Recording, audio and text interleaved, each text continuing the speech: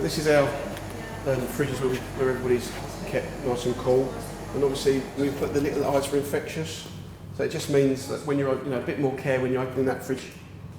How many have we got? 4, 8, 12, 24. Just under half.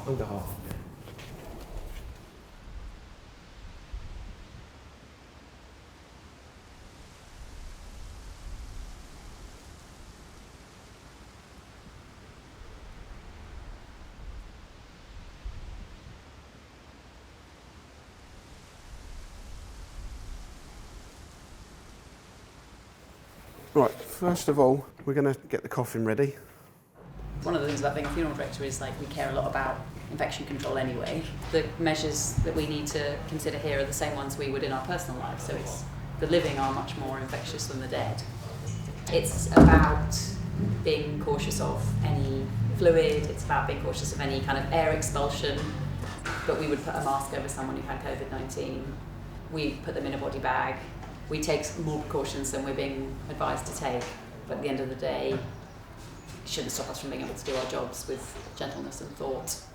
This is one of our basic cardboard ones, so it's very, once you know the technique, they're very simple and do serve the purpose they're designed for.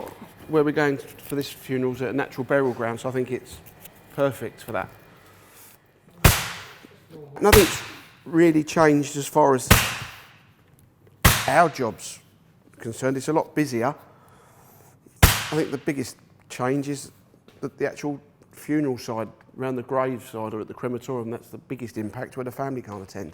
They can't touch the coffin when they're little things like that mean so much to the family. And when you're asked at no, sorry, you can't do that today, and this is the reason why. That's hard and awkward, because you are there to help people, and you find that we're trying to help them as much as we can with these restraints and things in place. No one wants to turn anyone away, but I think the public have been very, from my experience of the funerals I've done, they understand, and we have had no issues. Right, that's that done. Now we'll just get ready to get the person into the coffin. The dead are like a problem now. Even the language around death care is like disposal, disposal of the body. Well, this is not a bag of rubbish, this is a person. Right, Graham. This body carried this person through life, and they deserve to be treated with care after they've died. So this is Ian. So we're going to get him out of his gown, Graham. And I guess that's one of the reasons why I've been concerned with some of the things that I've seen happening since COVID-19 came in. And I'm thinking about the impact that has on the people doing the work.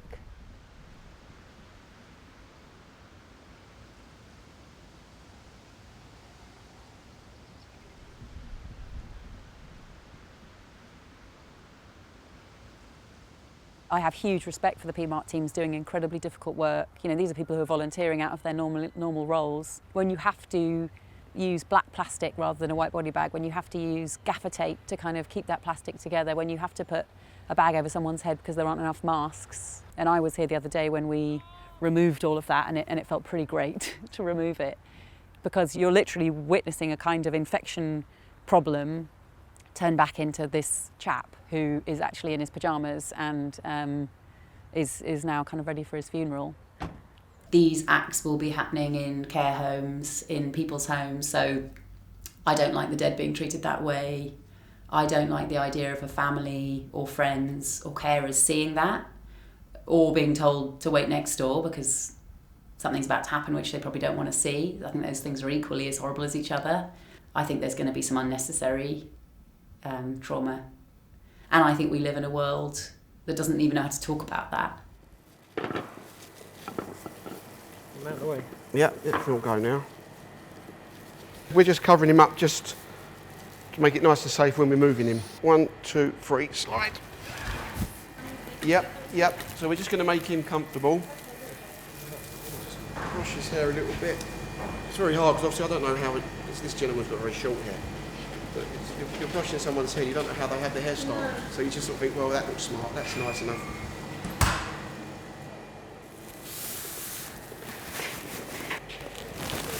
If this was a COVID, the person would be in a body bag, And that person then just goes straight into the coffin. I'm happy. You happy, Graham? Yeah. Lovely. I'm just going to go left.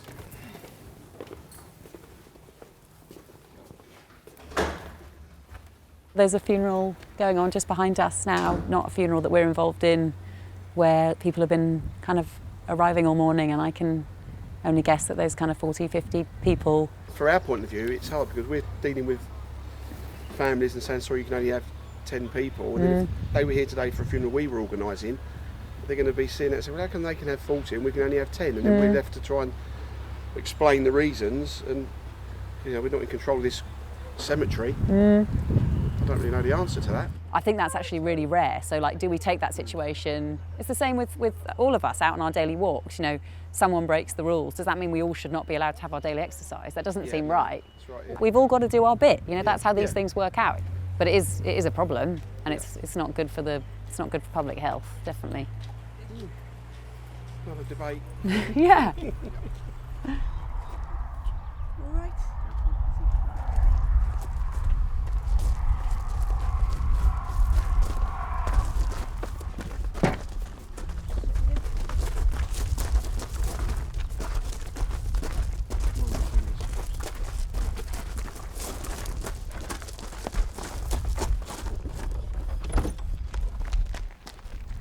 Social distancing at funerals can be challenging. People are having to be apart.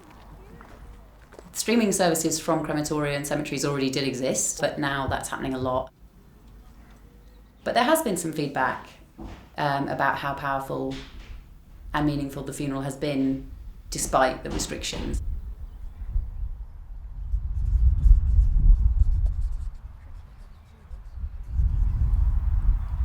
During the time I sat with Ian in the last months, I took the opportunity to write down a brief story of his life. I wanted it to hear it from him rather than other people's assumptions about it. This then is his story, using mostly his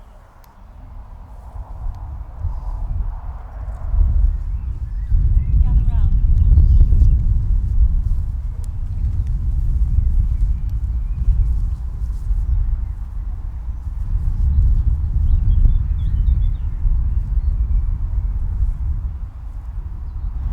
We're glad that we saw his face and felt the pressure of his hand. We cherish the memory of his part in our lives, his love, his laughter, and his legacy. Thank you very, very much. It seems dreadful to come to a funeral and not be able to hug people you really love and care about. Yeah, it feels so unnatural. There probably would have been music. Yeah. More alcohol. Yeah. More of a party. I think it was all right though. Wasn't Yeah, it? it's beautiful. It was fine. Yeah. It was fine. Yeah. We have